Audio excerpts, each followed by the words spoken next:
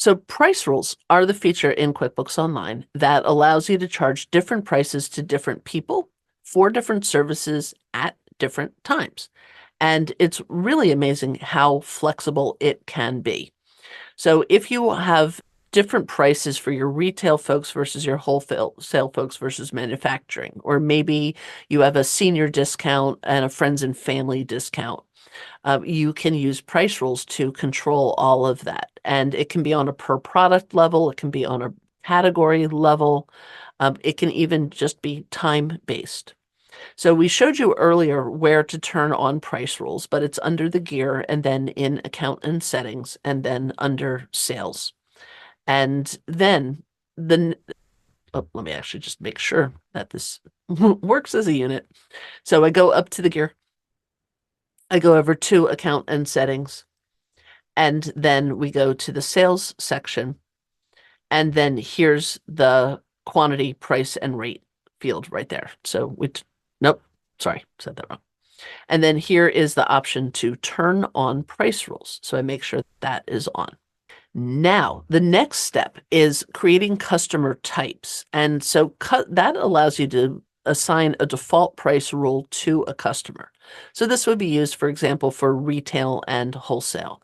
That right now, all the prices that are in my system are retail prices. But if I want to give somebody a wholesale price, what I do is I create a wholesale customer type, assign the customer to be wholesale, and then they'll see the wholesale prices when you open up a sales receipt or an invoice to them. So let's go ahead and do that. I'm going to go over to sales and then over to customers. And there's a button right up here that says customer types.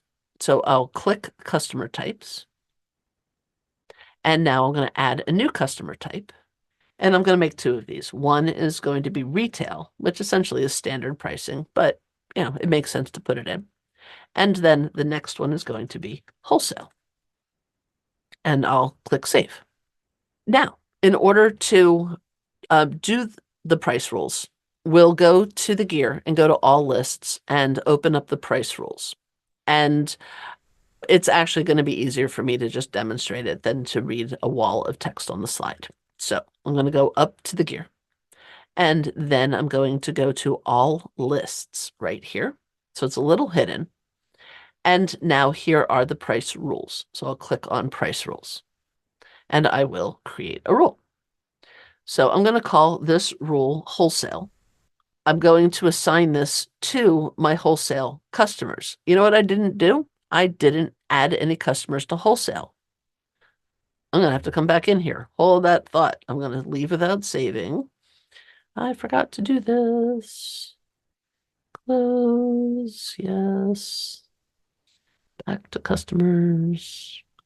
Now that I've made my customer types, now I have to assign that type to my customers. So let's say that Freeman Sporting Goods are wholesale customers and Jeff's Jalopies and John Melton and Kate Whelan. Let's say that all of those are going to be wholesale customers. So I'm going to check all of those off. And then I go to batch actions, and then I can select the customer type, and I will select their type to make them wholesale. And then I'll apply it. You can also do it from inside as well. So if, for instance, I edit Paulson Medical Supplies and actually edit them here, there is also a place to change your customer type right here and assign it right here. So I'll make them wholesale as well and click save. So now that I've created my customer types and assigned the customer type to those customers, I will then go up to the gear and then all lists, and let's set up a wholesale price rule. So I will create a rule, and I will call this wholesale. And the customers that get it are the ones that are in that wholesale customer type that I created. So I can see all the ones that I just assigned. Now I can choose, do I want to do this for all products and services, or just inventory, or just non-inventory, or a particular category? I can have it do everything that's in the fountains category, and then just those will get the pricing. I can also do it individually. If I want to go through my entire products and services list, I can go in and add the products one at a time for which products are going to be assigned to this price. Now that's too much for me right now. I'm going to go ahead to what I had and do the things that are just in this fountains category. Next, I get to decide if I'm going to make the adjustment by a percentage or a fixed amount, or do I want to actually type in a specific price per? So that would allow me to go in and literally just type each one. I'm not going to work that hard. I'm going to say that wholesale people get 40% off. So I'm going to decrease the percentage by 40%. If there's rounding, I could have it round to a nickel or a specific rate, or if you're using that convention with 8s or 9s at the end so that you can identify those prices, you could do that as well. So maybe I'll round it to something 99.